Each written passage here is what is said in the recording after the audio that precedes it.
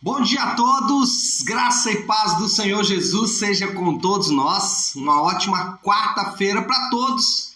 Hoje é dia 1º de dezembro de 2021. Seja muito bem-vindo ao nosso devocional Boas Novas de Grande Alegria. Esse é o devocional que temos feito já desde segunda-feira, preparando ou estendendo a celebração da vinda do Senhor Jesus, estendendo a celebração do Natal para além das 24 horas do dia 25 ou para as 48 horas ali que compreendem, né? Aquele período onde a gente acaba pensando um pouco mais no Natal. Não, a ideia nossa com esse devocional é estender aí o devocional por todo o mês de dezembro, pelo menos 25 dias aí nesse mês de dezembro, boa parte dele. Bom, esse devocional, é bom falar, né? Ele é baseado no livro do John Piper, Boas Novas de Grande Alegria. Esse livro que está disponível de forma gratuita no site da editora Fiel, ou você pode comprar também a edição impressa, ainda que eu acho que eles já estão com suas edições limitadas ou já completamente vendidas. Enfim, vale a pena você estudar este devocional. Bom, o tema de hoje no nosso segundo dia é o magnífico Deus dos humildes. Segundo dia, então, do nosso devocional. Eu quero ler o texto com vocês que vai dar base para a nossa conversa de hoje. É o texto de Lucas, no capítulo de número 1, versículo 46 até o 55. Então, Lucas 1, 46 a 55, que diz assim: Então disse Maria: Minha alma engrandece ao Senhor, e o meu espírito se alegra em Deus, meu Salvador, pois atentou para a humildade da sua serva. De agora em diante, todas as gerações me chamarão bem-aventurada, pois o Poderoso fez grandes coisas em meu favor, santo é o seu nome. A sua misericórdia estende-se aos que o temem, de geração em geração. Ele realizou poderosos feitos com seu braço, dispersou os que são soberbos no mais íntimo do coração. Derrubou governantes dos seus tronos, mas exaltou os humildes. Encheu de coisas boas os famintos, mas despediu de mãos vazias os ricos. Ajudou a seu servo Israel, lembrando-se de sua misericórdia, para com Abraão e seus descendentes para sempre, como dissera aos nossos antepassados. Bom, Deus ele está prestes a mudar o curso da história. Aqui, nesse texto de Maria, daqui a 3 décadas, nós teríamos, ou as próximas 3 décadas depois desse dia, seriam as décadas mais importantes da história da humanidade. Deus mudaria definitivamente o curso das coisas, e o início dessa mudança, ou o início dessas 3 décadas mais importantes da história da humanidade, estavam começando nesse momento aqui, aonde Deus veio falar com Maria. A prova disso é a divisão até da contagem dos anos.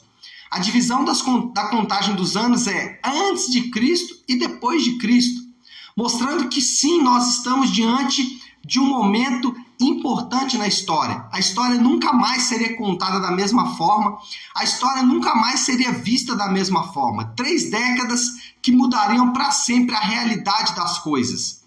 Além disso, daqui a pouco, o grande inimigo seria derrotado. A morte veria a sua morte chegar para ela. A morte da morte, na morte de Jesus. Além disso, o império, o maior império que a história viu surgir, o maior império que já dominou o mundo, o maior império de todos os tempos, veria surgir dentro dele mesmo aquele que o iria derrotar. E eu não estou falando só do Império Romano, eu estou falando também do Império das Trevas. Ainda que o Império Romano também viu isso.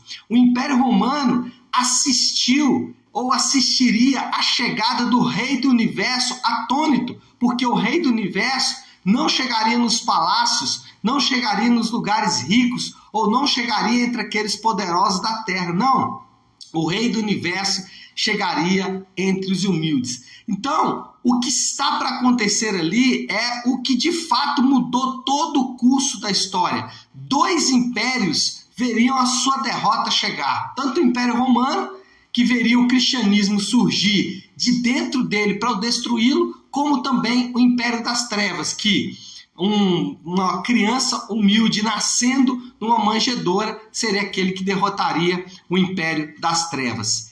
E o que Deus está fazendo? Durante esse período de mudança total das coisas, nesse momento em que, como eu disse, toda a história da humanidade mudaria, o que Deus estava fazendo? Deus estava ocupando-se de duas mulheres. E pior, duas mulheres, uma velha e estéril, Isabel, a mãe de João Batista, e uma jovem virgem, Maria, a mãe de Jesus.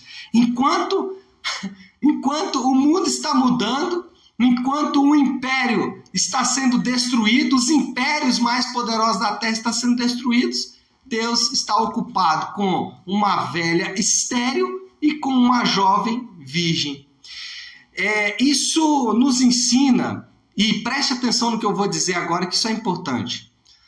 A nossa condição, ela não altera os planos de Deus. A nossa condição não muda os planos de Deus. Enquanto o império estava vendo surgir dentro dele mesmo aquele que o iria derrotar, enquanto o império estava vendo atônito o rei do universo nascendo em uma manjedoura, Deus estava ocupado com duas mulheres, uma jovem virgem e uma velha estéril. Por quê? Porque a nossa condição, ela não vai alterar os planos de Deus. Olha o exemplo maior que nós temos, um exemplo conhecido. Todos nós conhecemos a história de José. José, além de ser o irmão mais novo, o filho mais novo, era o filho mimado. Além de ser o filho mais novo, o filho mimado, ele foi traído pelos seus irmãos, jogado num poço, vendido como escravo, traído pela sua patroa, depois traído por aqueles que ele ajudou a recuperar sua própria posição. Enfim, essa era a condição de José. Mas a condição de José não mudou o fato de que Deus estava usando tudo o que estava acontecendo na vida de José como parte dos seus planos. Deus estava usando alguém que, aos olhos de um egípcio, naquele momento, o Egito era a nação mais importante da terra. Aos olhos de um egípcio, um homem como José era um homem de desvalor, mas Deus estava, sem olhar a condição de José, usando José apesar da sua condição. Mas Deus também pode usar homens poderosos, como Deus usou Daniel, por exemplo, que era um homem importante, como Deus usou Mordecai ou Mardoqueu, ou a própria rainha Esther. Deus pode usar homens independente da sua condição. Então essa é a primeira coisa que nós aprendemos aqui ao olhar essa ação de Deus entre Maria e Isabel. A nossa condição não altera os planos de Deus. E aí, quando Deus, de forma impressionante, começa a se preocupar ou se ocupar com Maria e com Isabel, isso causou, ou Maria ficou tão impressionada com esse Deus, Maria ficou tão magnificada com esse Deus, Maria ficou tão absurdada com esse Deus, que irrompeu com essa canção de adoração que nós vimos. Essa canção de adoração brota exatamente porque Maria, ao se deparar com esse Deus, que diante do momento de mudança total da história, Maria ficou tão impressionada com esse Deus que diante do momento em que os impérios mais poderosos iriam cair diante de Deus, ele estava ocupado com ela, Maria ficou tão impressionada que ela irrompeu com essa canção de adoração. Agora, anote aí o que eu vou dizer para você. A adoração, ela brota no coração daqueles que conhecem a Deus. A adoração brota no coração daqueles que conhecem a Deus, aqueles que conhecem o Senhor. Lembra de Jó? É o famoso texto, eu conhecia de ouvir falar, agora os meus olhos te veem. Talvez a analogia melhor para explicar isso aqui, entre você saber quem Deus é, entre você saber alguma coisa sobre Deus e experimentar Deus, a analogia da comida. Às vezes alguém fala para você, olha, determinada comida é maravilhosa, determinada comida é muito gostosa, é saborosa, a comida que fulano faz é uma comida muito boa, mas uma coisa é você saber que essa comida é muito boa, uma coisa é alguém te dar uma informação de que essa comida é muito boa, outra coisa é você experimentar essa comida. Experimentar muda tudo. Maria, ela conhecia Deus. Ela cita aqui sobre o servo Israel, sobre Abraão, sobre as promessas de Deus para esses homens. Mas agora, Maria não só conhecia, não só ouviu falar de Deus, mas ela também experimentou quem Deus é. Agora também ela sabia que Deus era não por informações, mas porque ela experimentou um pouco de quem Deus era. E essa experiência que Maria trouxe, ou que ela viveu, fez com que ela irrompesse em adoração. E, diante disso, Lucas, ao relatar, esse episódio, ele ficou admirado com a humilde e alegre singeleza do coração delas. Elas, humildemente, alegremente se colocaram diante de Deus. Lembre-se, diante de Deus, nós só temos um tipo de pessoas. Lucas, ele ficou impressionado com a humildade singela. Lucas ficou impressionado e relatou no seu evangelho a humildade alegre, tanto de Maria como de Isabel. Agora, diante de Deus, nós só temos um tipo de pessoa, os humildes. Diante de Deus, não há espaço para arrogância, não há espaço para orgulho. E não é uma escolha que os homens fazem. Os homens, ao verem quem Deus é, eles não têm condições, ou não há outra alternativa a não ser reconhecer a sua própria incapacidade. E aí, por isso que arrependimento não é só uma condição. Arrependimento não é uma condição para alguém se achegar diante de Deus. Às vezes nós pensamos que porque nos arrependemos do nosso pecado, nós adquirimos mérito com isso. Não, eu arrependi, eu conheci o Senhor Jesus. Não, arrependimento não é só condição, arrependimento também é estado. Quem está diante de Deus, ele só pode estar em uma condição, em condição de arrependimento. Ou você está diante de Deus e automaticamente está arrependido, ou você não conhece a Deus e está orgulhoso. O orgulhoso é aquele que não conhece a Deus, é aquele que não está diante de Deus. Então, quando Maria e quando Isabel viram o Senhor, o que destacou para Lucas foi exatamente o fato de que elas se colocaram diante dele em humildade, até porque não havia outra condição para estar diante de Deus. Aqueles que são orgulhosos, aqueles que são soberbos, eles de fato não estão diante de Deus. Eles não perceberam ainda diante de quem estão, porque diante de Deus só temos um tipo de pessoas. Só os humildes podem estar diante de Deus. Então, o Deus, o Rei do Universo, aquele que mudou a história para sempre, ocupou-se de duas mulheres, uma virgem jovem e uma velha estéril, o que fez essas mulheres irromperem em adoração e que trouxe admiração para o escritor do Evangelho, Lucas, porque a condição em que elas se colocaram diante de Deus causou isso no evangelista. Bom, qual é a moral da história? O que nós aprendemos com esse devocional de hoje? O que nós aprendemos é a moral da história que pessoas que reconhecem sua condição de humildade podem adorar a Deus como Ele é digno.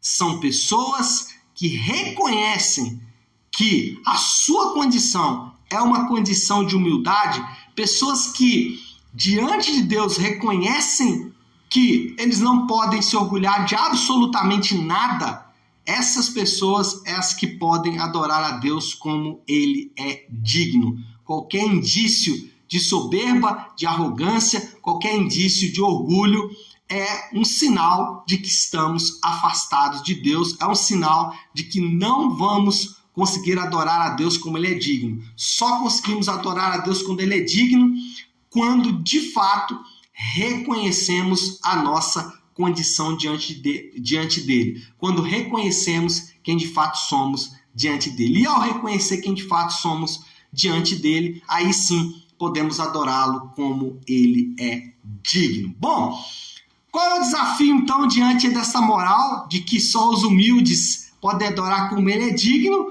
A moral, aliás, o desafio a partir desta moral é muito simples, né? O desafio hoje é quebrar o orgulho.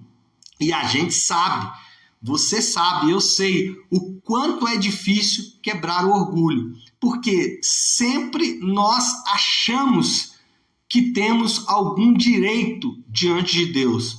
Achamos que temos condições de arrogar para nós mesmos, de invocar para nós mesmos direitos ou condições que de fato não temos e que a Bíblia ela tira de nós toda a condição de arrogar para si qualquer coisa. Então, o nosso desafio hoje, o desafio nosso diante dessa palavra é quebrar todo o nosso orgulho. E o nosso orgulho é algo perigoso porque nos faz colocar em uma condição de soberania sobre alguém ou sobre as pessoas. Não é isso que destrói os casamentos, não é isso que destrói os relacionamentos, não é isso que destrói até a vida espiritual, um orgulho de achar que podemos arrogar alguma coisa para nós mesmos.